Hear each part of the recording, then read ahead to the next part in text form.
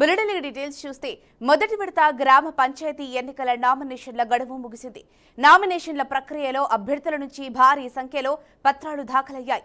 రెండో రోజు సర్పంచ్ స్థానాలకు 4901 నామినేషన్లు దాఖలయ్యాయి. ఆ తర్వాత వార్డు మెంబర్ స్థానాలకు 9643 నామినేషన్లు వచ్చాయి. రెండు రోజుల్లో మొత్తం 8198 నామినేషన్లు సర్పంచ్ స్థానాలకు రాగా వార్డు మెంబర్ అభ్యర్థుల నుండి 11502 నామినేషన్లు నమోదయ్యాయి. ఇక దీనికి సంబంధించిన మరింత సమాచారాన్ని మా హైదరాబాద్ రిపోర్టర్ రామకృష్ణ అందిస్తారు. రామకృష్ణ, చెప్పండి, మీ దగ్గర ఉన్న అప్డేట్స్ ఏంటి? ఝాన్సీ, ఏదైతే తొలి విడత పంచాయతీ ఎలక్షన్లకు సంబంధించి 3 రోజులు నామినేషన్ల ప్రక్రియ అనేది ముగిసిందని చెప్పుకోవచ్చు. 2 రోజులకు గాను ఏదైతే 4236 గ్రామ పంచాయతీలకు గాను మొత్తం ఇప్పటి వరకు 2 రోజుల వరకు చూసుకున్నట్లయితే 8198 నామినేషన్లు దాఖలైనవి. వార్డులకు సంబంధించి 37440కి గాను 2 రోజులు కలిపి దాదాపుగా 11502 నామినేషన్లు దాఖలైనవి. మూడో రోజు ఈరోజు ఏదైతే ఉందో అది కొంత అధికారికంగా వెళ్ళబడాల్సి ఉంది. దాదాపుగా ఈరోజు ఎక్కువ నామినేషన్లు లాస్ట్ రోజు కావడంతో ఎక్కువ నామినేషన్లు కూడా దాఖలైన పరిస్థితి అయితే చూసుకోవచ్చు. ఈ రోజుతో రేపటి నుంచి పరిశీలన ఉంటుంది. విత్డ్రాకి సంబంధించి 3వ తారీఖు వరకు విత్డ్రా చేసుకునే అవకాశం ఉంటుంది. 3వ తారీఖు సాయంత్రం ఎవరైతే పంచాయతీలకు సంబంధించి నామినేషన్లు దాఖలు చేశారో అది ఫైనల్ లిస్ట్ అవుతుంది.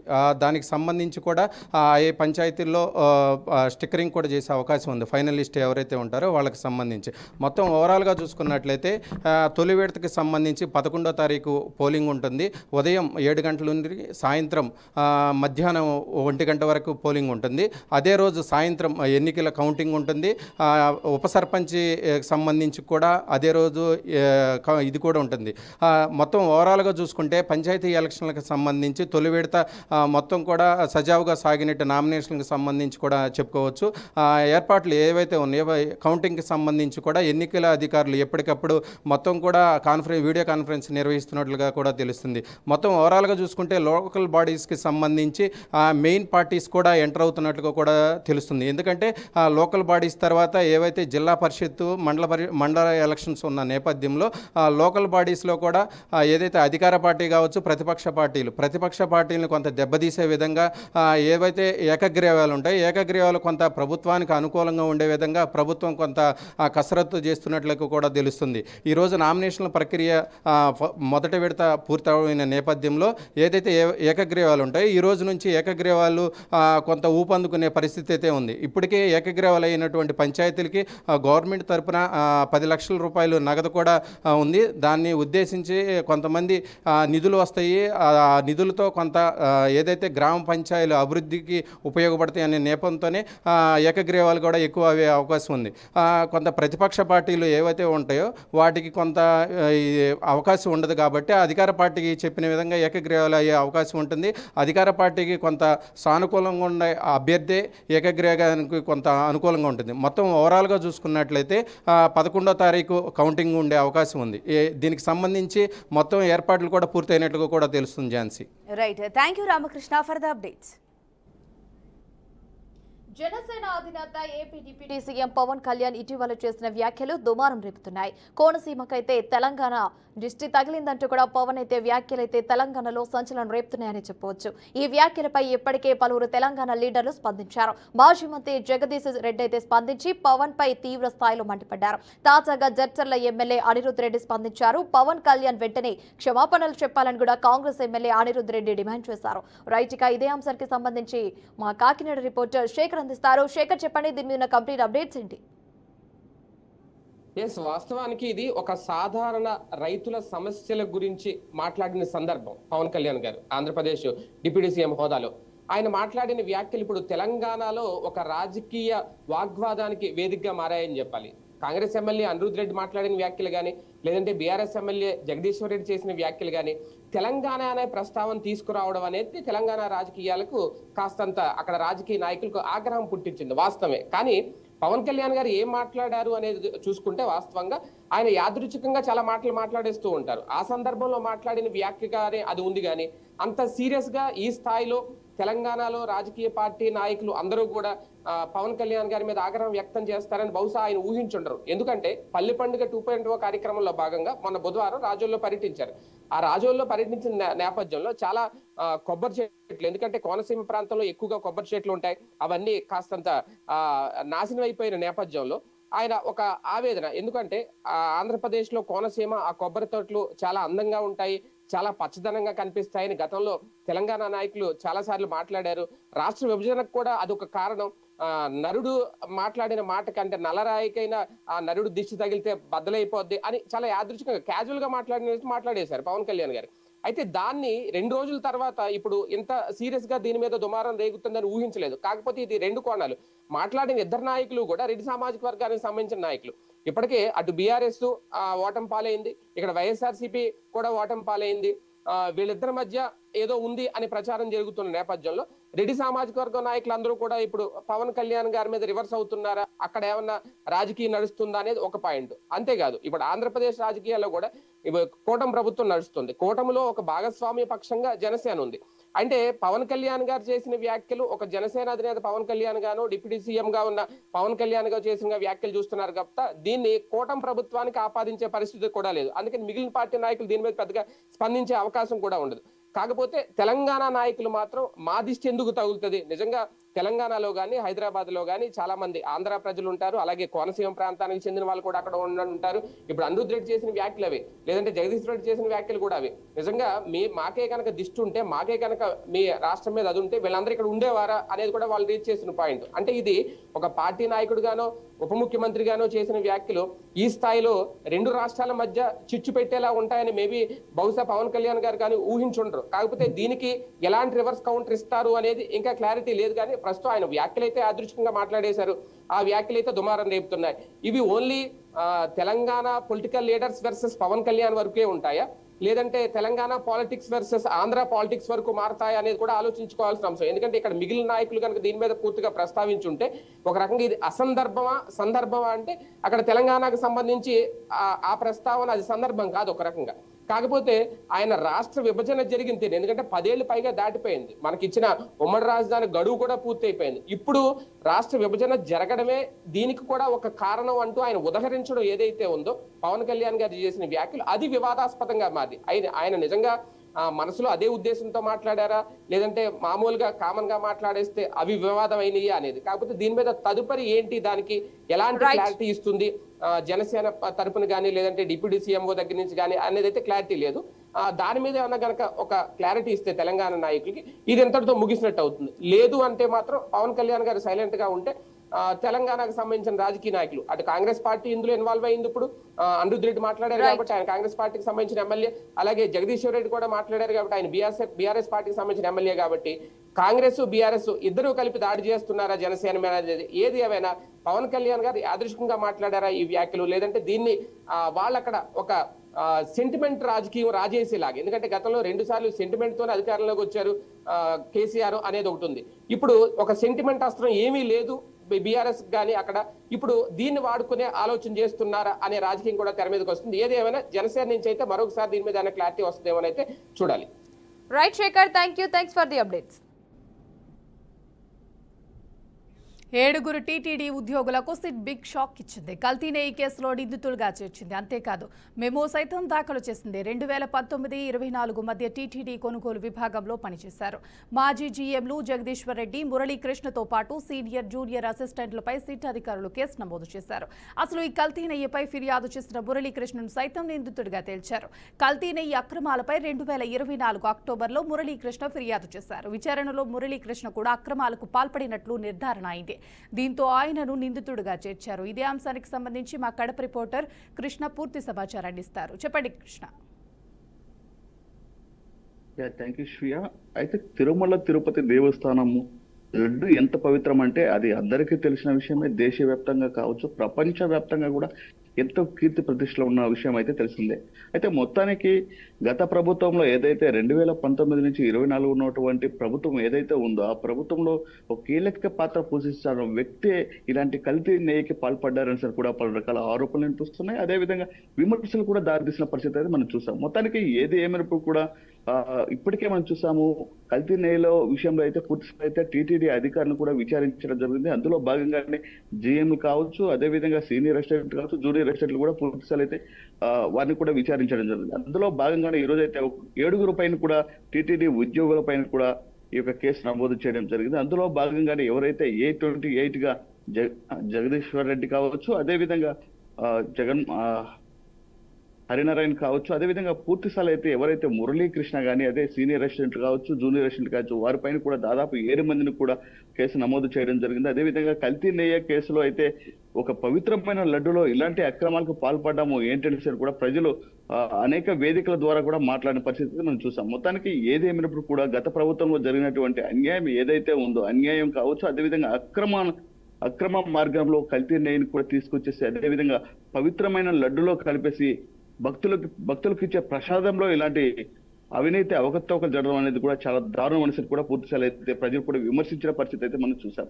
అయితే మొత్తానికి ఏది ఏమైనప్పుడు కూడా పూర్తిస్థాయి అయితే కల్తీ నెయ్యి కేసులో అయితే ఎవరైతే ఈ యొక్క అవినీతి అక్రమాలకు పాల్పడ్డారో వారిపైన కూడా సిట్టు దర్యాప్తు చేస్తుంది. అదేవిధంగా పూర్తిస్థాయి అయితే ఈ యొక్క లడ్డును కూడా ఫోరెన్సిక్ ల్యాబ్ కి కూడా పంపించడం జరిగింది. అదేవిధంగా ఫోరెన్సిక్ ల్యాబ్ లో కూడా పూర్తిస్థాయి అయితే వాటిని పరిశీలించడం కూడా జరిగింది. అయితే మొత్తానికి ఏది ఏమైనప్పుడు కూడా కల్తీ జరిగిన విషయాన్ని ఫోరెన్సిక్ రిపోర్ట్ ఆధారంగానే పూర్తిస్థాయి అయితే ఈ యొక్క కేసులు కూడా నమోదు చేయడం జరిగింది. అయితే మొత్తానికి ఏది ఏమైనప్పుడు కూడా ఎవరైతే అవినీతి అక్రమాలకి పాల్పడ్డారో వారి పైన కఠిన చర్యలు తీసుకునే విధంగా అయితే చర్యలు చేపట్టాలంటూ కూడా ప్రజలు కూడా ఆవేదన వ్యక్తం చేస్తున్న పరిస్థితి అయితే మనకు కనిపిస్తుంది. Shriya, thank you Krishna, thanks for the update.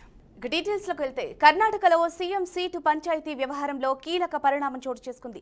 ఎన్నో రోజులుగా CM Siddaramaiah, deputy CM DK Shivakumar మధ్య వివాదాలు కొనసాగుతున్నాయన్న వార్తలకు చెక్ పెట్టారు నేతలు. ఇవాళ ఇద్దరు నేతలు బ్రేక్ఫాస్ట్ మీటింగ్ లో కలిశారు. అధిష్టానం ఆదేశాలతో ఇద్దరు నేతలు కలిసినట్లు సమాచారం. ఇక సమావేశం అనంతరం డీకే శివకుమార్ స్పందించారు. తమ మధ్య ఎలాంటి విభేదాలు లేవని, తామంతా ఒకటేనని అన్నారు. డీకే శివకుమార్ తో విభేదాలున్నట్లుగా వస్తున్న వార్తలు BJP, JDS media సృష్టించినవిని కొట్టిపారేశారు.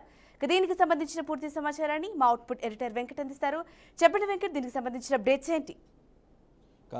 Karnataka Congress ప్రభుత్వంలో నెలకొన్న సంక్షోభం ఏదైతే ఉందో ఆల్మోస్ట్ అది క్లియర్ అయినట్టుగా మనం భావించాల్సిన అవసరం ఉంటుంది. ఈరోజు జరిగిన పరిణామం దానికి నిదర్శనంగా నిలుస్తుంది. నిజానికి కొన్ని రోజులుగా ఇద్దరి మధ్య సీఎం సీటు వార్ కొనసాగుతుంది. అంటే 2.5 years ఇప్పటికే సిద్ధరామయ్య ముఖ్యమంత్రిగా పూర్తి చేస్తున్నారు. మిగతా సెకండ్ టర్మ్ నేను చేస్తాను అంటూ డీకే శివకుమార్ కావచ్చు, లేదంటే ఆయనకు సంబంధించిన ఆయన మద్దతు పలికే నేతలు, ఇతర కార్యకర్తలు కూడా కొంత ఒత్తిడి చేస్తున్న నేపథ్యంలో వ్యవహారం అనేది ఢిల్లీ హైకమాండ్ వరకు వెళ్ళింది. హైకమాండ్ దృష్టికి కూడా వెళ్ళింది.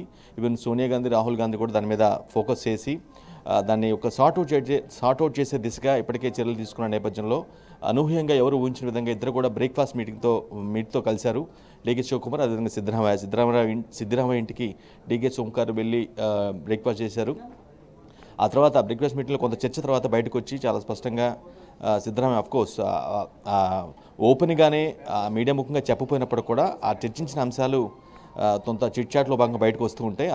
అదేవిధంగా సిద్ధరామయ్య అక్కడ ఏదైతే అన్నాడో ఆ వ్యాఖ్యలు కూడా బయటకు రావడం జరిగింది. తమ మధ్య ఎటువంటి భేదాభిప్రాయాలు లేవు. కేవలం విపక్షాలు జేడీఎస్ కావచ్చు, లేదంటే బీజేపీ కావచ్చు, వీళ్ళు కొంత క్రియేట్ చేస్తున్నారు తప్పించి తమ మధ్య ఎటువంటి పొరపక్షాలు విభేదాలు లేవు అనే ఒక సందేశాన్ని, మెసేజ్ని అయితే పంపించడం జరిగింది.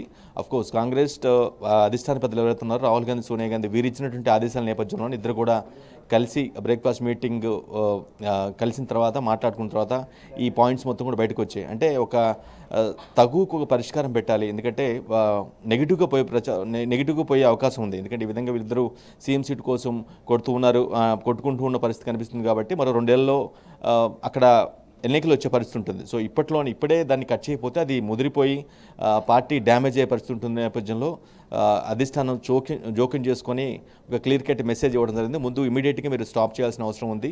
ఒక సందేశం కర్ణాటక మన ఓట్లేసి గెలిపించిన ప్రజలకు కావచ్చు, లేదంటే ఆ రాజకీయ పక్షాల్లో ఒక మెసేజ్ మీరు బలంగా పంపించాలి. ఎటువంటి విభేదాలు లేవు అనే సారాంశాన్ని ఇవ్వాలి. కాబట్టి అంటే వాళ్ళు ఇచ్చిన ఆదేశాల నేపథ్యంలో వీళ్ళిద్దరు కలిసినట్టుగా మనకు స్పష్టంగా అర్థమవుతుంది. నిజానికి ఇద్దరి మధ్య టగ్ ఆఫ్ వార్ నడుస్తూనే ఉంది సీఎం సీటు విషయంలో. అది ఓపెన్ ఫ్యాక్టే.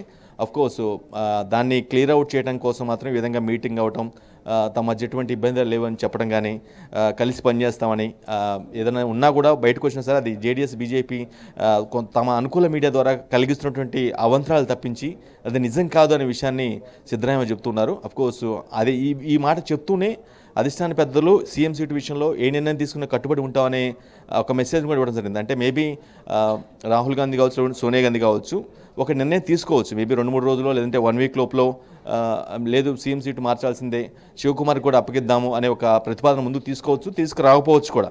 ఏది జరిగినా సరే, ఎటువంటి నిర్ణయం తీసుకున్నా సరే మేము కలిసికట్టుగా పనిచేస్తామని, ఎటువంటి విభేదాలు లేవన్న విషయాన్ని మాత్రం క్లియర్ కట్గా కర్ణాటక ప్రజలకు కావచ్చు, లేదంటే కర్ణాటకలో ఉన్నటువంటి రాజకీయ పక్షాలకు కావచ్చు స్పష్టంగా వీళ్ళిద్దరూ సిద్ధరామయ్య అండ్ డీకే శివకుమార్, ముఖ్యమంత్రి సిద్ధరామయ్య అదేవిధంగా ఉప ముఖ్యమంత్రి డీకే శివకుమార్ చాలా స్పష్టంగా ఒక సందేశాన్ని పంపించారు. ప్రస్తుతానికైతే అక్కడ ఉన్నటువంటి ఏదైతే గత కొన్ని రోజులుగా సంక్షోభం నడుస్తూ ఉందో, కొంత సీఎం సీట్ ఫైట్ జరుగుతుందో, దానికి కొంత బ్రేక్ పడినట్టుగానే మనం భావించాల్సిన అవసరం ఉంటుంది. Jhansi Rani. Right, thank you Venkat for the update. తుఫాను కారణంగా బంగాళాఖాతం అల్లకల్లోలంగా ఉంది. మొదట సెన్యారు తుఫాను, ఇప్పుడైతే దిత్వ తుఫాను కలకలం సృష్టిస్తోందని చెప్పాలి. ఈ తుఫాను ఇప్పటికే శ్రీలంకలో విధ్వంసం సృష్టించింది. తాజాగా భారతదేశం వైపు కదులుతోంది. ఈ రోజు భారత భూభాగాన్ని తాకే అవకాశం కూడా ఉందని వాతావరణ శాఖ పేర్కొంది. దీంతో దక్షిణ భారతదేశంలోని 5 రాష్ట్రాలకు భారీ వర్షపాతం కూడా హెచ్చరిక జారీ చేసింది. తమిళనాడు, ఇటు ఆంధ్రప్రదేశ్, అటు కేరళ, కర్ణాటక, పుదుచ్చేరి, తెలంగాణలోని భారీ వర్షాలు కురుస్తాయని భావిస్తున్నారు. భారీ వర్షపాతం అంచనా వేస్తూ వాతావరణ శాఖ రెడ్ అలర్ట్ కూడా, ఆరెంజ్ అలర్ట్ హెచ్చరికలు కూడా జారీ చేసింది. ఇటీవల శ్రీలంకలో దిత్వా తుఫాను విధ్వంసం సృష్టించింది. వరదలు, కొండ చర్యలు విరిగిపడటంతో 69 మంది మరణించినట్లు కూడా సమాచారం. రైట్, ఇదే అంశానికి సంబంధించి మా నెల్లూరు రిపోర్టర్ మల్లికార్జున్ అందిస్తారు. మల్లికార్జున్, చెప్పండి, దీని మీద కంప్లీట్ అప్డేట్స్ ఏంటి?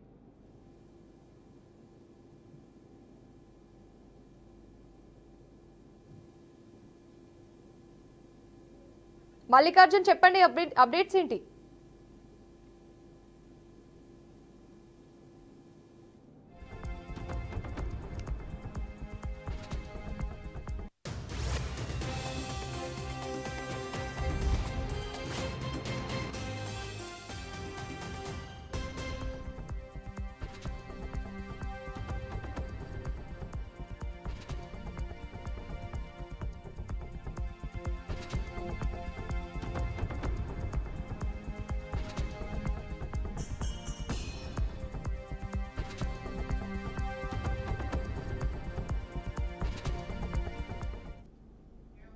డిసెంబర్ 1వ తేదీ నుంచి పార్లమెంట్ శీతాకాల సమావేశాలు జరగనున్నాయి. ఈ క్రమంలో రేపు అఖిలపక్ష భేటీ జరగనుంది.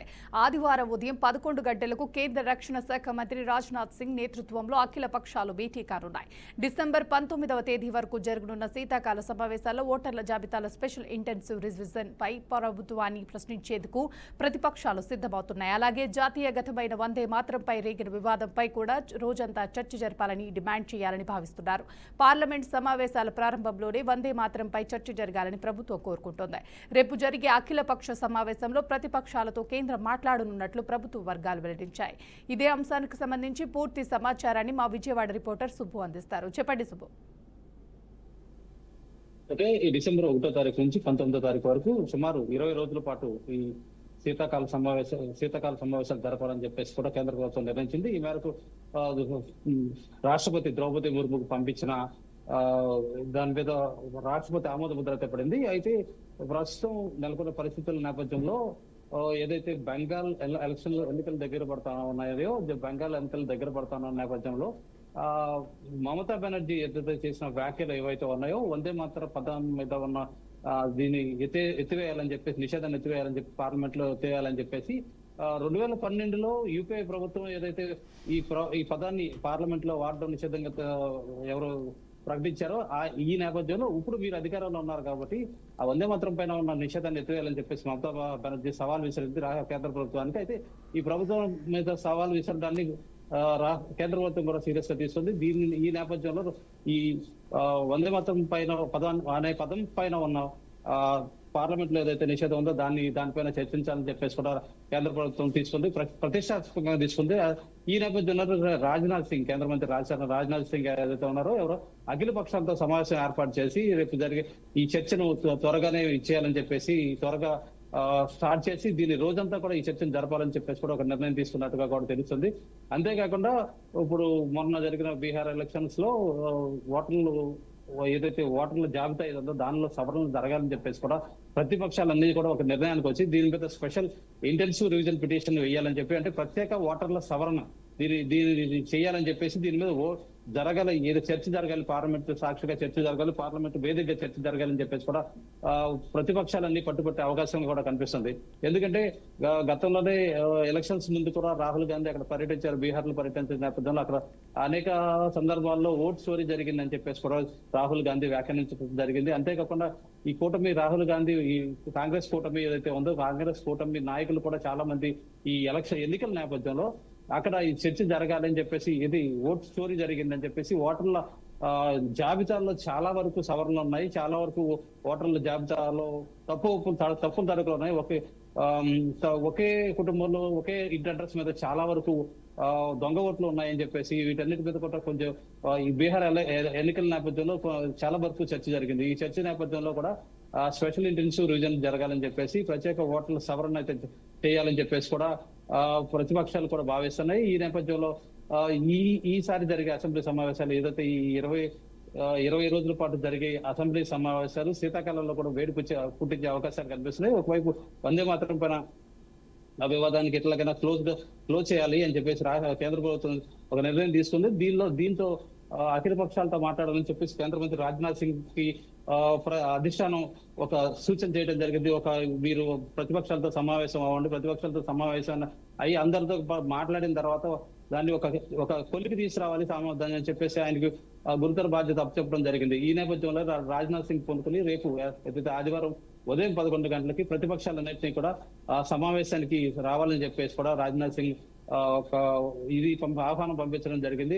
ఈ నేపథ్యంలో అఖిలపక్ష సమావేశం ఏర్పాటు చేశారు. అఖిలపక్ష సమావేశంలో ఈ వందే మాతరం అంశం చాలా సెన్సిటివ్ అంశం కాబట్టి అఖిలపక్షాల సలహాలు సూచనలు తీసుకుని దాని మీద చర్చ జరపాలి. మొదట దాని మీద వందే మాతరం మీద చర్చ జరపాలి. వందే మాతరం మీద చర్చ జరిపిన తర్వాత మిగిలిన అంశాలకు వెళ్ళాలని చెప్పేసి కూడా ఈ తరహా నిర్ణయం ఏదో తీసుకోవడం జరిగింది. అంతేకాకుండా ఈ స్పెషల్ ఇంటెన్సివ్ రివిజన్ ఏదైతే ఉందో ఓట్లు గతంలో నుంచి కూడా ప్రతిపక్షాలు అనేక సందర్భాల్లో ప్రత్యేక ఓట్ల సవరణ జరగాలి, ఓట్లలో భారీగా ఇది జరుగుతుంది, అవకతవకలు జరుగుతుంది, ఎన్నికల సమయంలో ఓట్ల సవరణ చేయాలని చెప్పేసి అప్పుడు పట్టుబట్టడంతో ఇప్పుడు కేంద్ర ప్రభుత్వం సాధ్యం కాదని చెప్పేసి తేల్చి చెప్పడంతో కేంద్ర ప్రభుత్వం కావచ్చు, అప్పుడు ఎలక్షన్ కమిషన్ కావచ్చు, కేంద్ర ఎలక్షన్ కమిషన్ కాదు, అప్పటికప్పుడు ఓట్ల సవరణ అయితే జరగడం సాధ్యం కాదని తేల్చి చెప్పిన నేపథ్యాలు కూడా ఉన్నాయి. అయితే ఈ నేపథ్యంలో ప్రతిపక్షాలన్నీ కూడా ఒకే దాటి మీదకి వచ్చి ఈ ప్రత్యేక ఓటర్ల సవరణ అయితే జరపాలని చెప్పేసి కూడా దీనిలో ఒక ప్రతిపాదన అయితే అసెంబ్లీ సమావేశాల్లో పెట్టనుంది, పార్లమెంట్ సమావేశాల్లో పెట్టనుందని కూడా చెప్పుకోవచ్చు. ఇది ఇక్కడ పరిస్థితి. Thank you Subbu, thanks for the update.